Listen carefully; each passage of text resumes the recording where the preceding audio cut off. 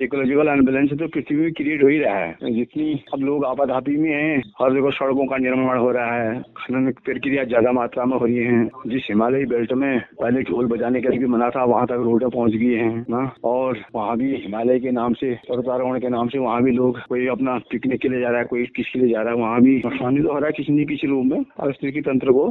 पहले इतने रोडों का निर्माण नहीं था, जिसे लोग थोड़ा पैदल भी चलते थे। आज हर कोई सोचता है मेरे घर के आसपास तो रोड आ जाए।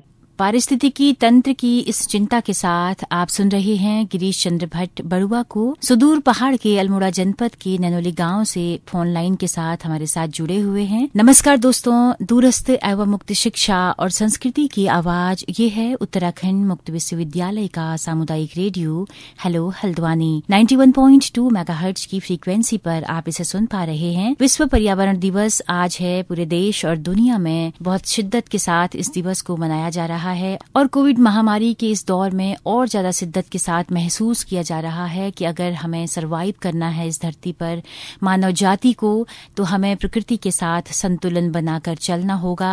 प्रकृति के दोहन से हमें बाज आना होगा। यही वजह है कि संयुक्त राष्ट्र संघ ने इस बार की पर्यावरण दिवस की थीम को इकोसिस्टम रिस्टोर नाम दिया है। और तो पारिस्थितिकी तंत्र की इस पुनर्बहाली को आज समझने की जरूरत है कि क्यों हमें इसे पुनर्बहाल करना है। हमने कितना प्रकृति को छीन कर दिया है। जब हम कोविड महामारी में इम्यून सिस्टम की बात करते हैं, रोग प्रतिरोधक क्षमता की बात करते हैं, तो कहीं न कहीं हमारे पर्यावरण से इसका सीधा नाता नजर आता है। तो आज हम कुछ लोगों से जानने की कोशिश करेंगे कि उनका क्या मानना है, किस वजह से पारिस्थितिकी तंत्र हमारा गड़बड़ा रहा है। तो कोरोना योद्धाओं को एक तरह से हम आज ले रहे हैं। गिरीश चंद्र भट्ट अभी हालिया अस्पताल से लौटे हैं। बहुत, मैं कहूं कि एक तरह से मृत्यु सैया से वो लौटे हैं। ऑक्सीजन के 35 अंक के स्तर पर वो पहुंच चुके थे।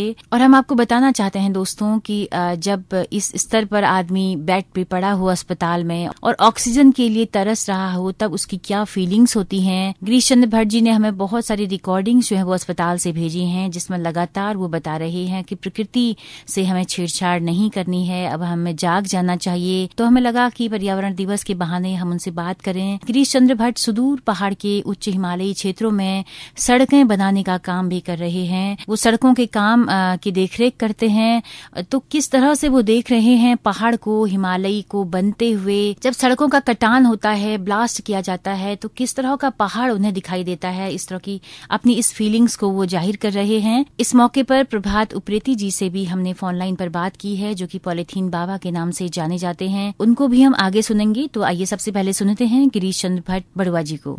पर्यावरण की क्षति तो हो ही रही है कहीं न कहीं, किसी न किसी रूप में ना।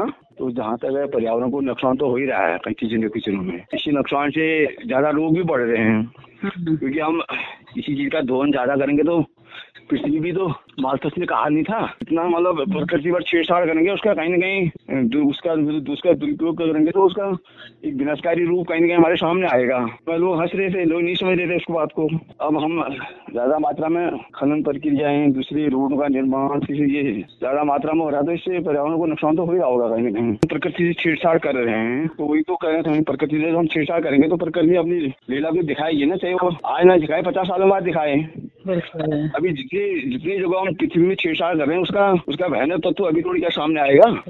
आपने एक बहुत अच्छी बात कही कि ढोल बजाना जिस पहाड़ में मना था, तो ये क्या किस्सा है, अगर कुछ आप बताना चाहें पहाड़ के संदर्भ में, कि पहाड़ के इकोसिस्टम को कितना नुकसान पहुंचाया है सड़कों ने, जो हम सुविधा भोगी जीवन जीने लगे हैं। कैसा था आज से 10, 20, 30 साल पहले का जो पहाड़ था? अंग्रेजों के जमाने में किसी वैज्ञानिक ने कोई सर्वे की थी ना हिमालयी बेल्ट में, मुझे उस वैज्ञानिक का नाम तो पता नहीं है, इतना ध्यान नहीं है, मैंने कहीं पढ़ा था बहुत पहले। तो उस वैज्ञानिक जब हिमालयी बेल्ट में मतलब कुछ इस प्रकार रोडों के निर्माण के लिए या यहाँ की जो इस प्रकार की प्रक्रियाओं के बारे में कोई बात हुई होगी, तो वैज्ञानिक ने हिमालय को बहुत संवेदनशील किया था, क्योंकि हिमालय अभी भी मतलब फॉर्मेशन अवस्था में है, जिससे उसकी संरचना हो रही है ना, अभी भी फॉर्मेशन प्रोसेस में है हिमालय, पूरा बना नहीं है हिमालय।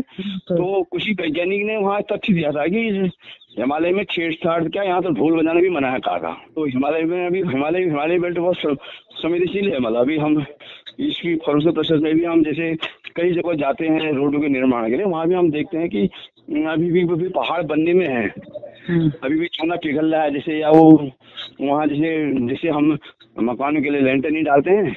इस प्रकार के पत्थर अभी भी बनने में है, बन रहे हैं वहाँ भी। हम कहीं को में हम उच्च हिमालय में भी हम रोड बना के आए, जैसे कर्मी से ऊपर भी हम गए थे वहाँ, तो उन बेल्टों में अभी भी जैसे हमने कई जगह देखा, जैसे कंक्रीट के जैसे जो मतलब जिस प्रकार हम कंक्रीट डालते हैं मकान में, उसी प्रकार से वो पत्थरों के कण चिपक जा रहे हैं, अपने आप चिपक रहे हैं, चूने में चिपक रहे हैं, जिससे भी चिपक रहे हो। तो वहाँ अभी भी प्रोसेस में है वो। सड़कें तो बननी चाहिए, मतलब इतनी लोगों की अपेक्षा नहीं होनी चाहिए कि हर एक के घर तक रोड आ जाए। जैसे पहले भी हम लोग आधे किलोमीटर 1 किलोमीटर पहले भी लोग चलते थे।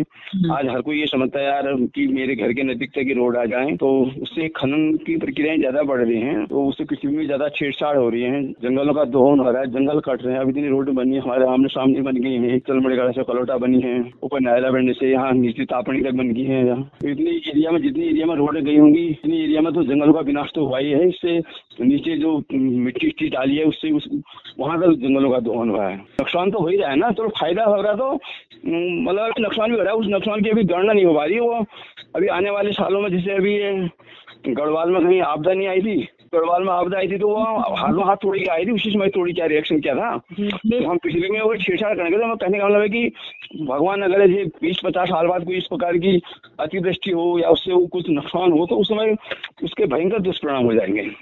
पहले बादलों का फटना नहीं सुनाई देता था, लोग कहते पहले, अब ये बादलों का फटना हाल ही के वर्षों में हो रहा है। किसी स्थान विशेष में बहुत ज्यादा बारिशें हो जाती हैं, इसलिए किसी स्थान विशेष में इतनी बारिश नहीं होती थी ना, जैसे अगर किसी स्थान विशेष में आधे घंटे में बहुत ज्यादा नुकसान कर दे रहा हो। तो दोस्तों, आप सुन रहे थे गिरीश भट्ट जी को। बहुत सारी पहाड़ की बातें उन्होंने बताई।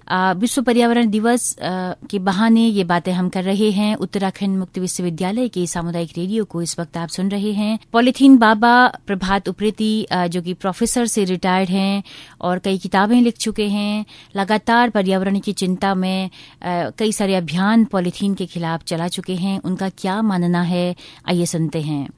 हाँ, मैं तो मानता हूँ कि इसमें जो आपके बड़ी बड़ी कंट्रीज हैं, उन्होंने कुछ काम किया ही नहीं है। हर कोई अपने कंफर्ट जोन से निकलना ही नहीं चाह रहा है।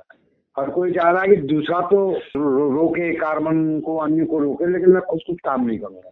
और ये अंतर्राष्ट्रीय स्तर पर भी नहीं, राष्ट्रीय स्तर पर भी है और घर के अंतर्गत भी है। जैसे कि आपने पॉलिथीन की बात की, तो हर कोई ये चाहता है कि पॉलिथीन की जो सुविधा बनी रहे और मैं पॉलिथीन लूँ और दूसरा जो झूला लेके लटकाए हुए जाए। इसलिए मैं तो सोचता हूँ कि जब तक हमारी मानसिक स्थितियाँ सही नहीं होती हैं, वो जो पूंजीवादी व्यवस्था है, ये व्यवस्था जो है सुधारती नहीं है, तब तक तो हम नहीं धरती को बचा सकते हैं। और आज जैसा लोग कह रहे हैं कि जब जागो तब सुबह होगी, ऐसा नहीं है। अब हम बहुत आगे निकल चुके हैं और हमारी धरती के हाल बहुत ही ज्यादा खराब हो चुके हैं। और ऐसी स्थिति में जैसे कि अब आप वर्तमान में ही देख रहे हैं कि कोविड के अंतर्गत हुआ है, तो आप ये पाएंगे कि यहाँ पर कोविड ही जो है उसमें कोविड की तो बहुत परवाह की जा रही है, लेकिन पॉलीथीन जो है वो अंधाधुंध जो प्लास्टिक जो है वो 10,000 गुना ज्यादा बढ़ चुका है। जब तक हम अपने कंफर्ट जोन से बाहर नहीं निकलते हैं और व्यक्तिगत रूप से और इंटरनेशनल अंतर्राष्ट्रीय रूप से काम नहीं करते हैं, तब तक ये धरती तो नहीं बचेगी और धरती जल्दी ही खत्म हो जाएगी। नहीं यार, विकास जिसको आप कह रहे हैं ये तो विनाश है। विकास तो कोई ऐसे थोड़ी होता है। जैसे मान लीजिए आज आपने 5 तारीख को पर्यावरण दिवस मनाया है, तो मुझे तो ये बिल्कुल ढोंग दिवस लगता है। आप पर्यावरण दिवस मना रहे हैं तो साल भर तो आप विनाश दिवस मना रहे हैं ना। जैसे आज ही हम देखते हैं रामनगर में लीची के पेड़ काट दिए गए और उसमें कोई माफिया जो है, जो कि वहाँ पर वो बना रहा, अपनी कॉलोनी बना रहा है, वो उस पर हावी हो गया, उस पर किसी ने रोक नहीं लगाई। और उसी तरह से आज आप देखते हैं कि सारी 4 लेन बन रही है, उस 4 लेन के अंतर्गत सारे पेड़ काटे जा रहे हैं। अरे 4 लेन की जरूरत क्या है? भाई ये बता रहा है कि हमारा जो विकास है वो सस्टेनेबल डेवलपमेंट तो है ही नहीं कहीं पर। और इस तरह का काम हो रहा है कि हम पूरी पूंजी कमाने पर तुले पड़े हैं। तो ये कैसे संभव होगा जब हम पूरी पूंजी के प्रति वो है? तो जरूरी कुछ नहीं है, जरूरी तो मेनली जिंदा रहना है। मैं हमसे कह रहे थे कि साहब पॉलिथीन का क्या विकल्प है? मैंने कहा मरने का क्या विकल्प है? प्रभात उप्रेती जी का हम बहुत शुक्रिया अदा करते हैं कि कोविड से जूझ रहे हैं, क्वारंटीन में हैं, सेल्फ आइसोलेशन में हैं, उसके बावजूद भी हमसे उन्होंने बात की। हम उनका बहुत बहुत आभार व्यक्त करते हैं। दोस्तों, अगर आपको ये कार्यक्रम पसंद आया हो तो अपना हमें फीडबैक दीजिएगा और इस धरती को बचाने में अपनी पहल जरूर करिएगा। आज फिर से सादा जीवन, उच्च विचार को अपनाने की जरूरत है। उम्मीद है आप इस पर अमल करेंगे। इसी के साथ अपनी रेडियो मित्र सुनीता भास्कर को दीजिए इजाजत। नमस्कार।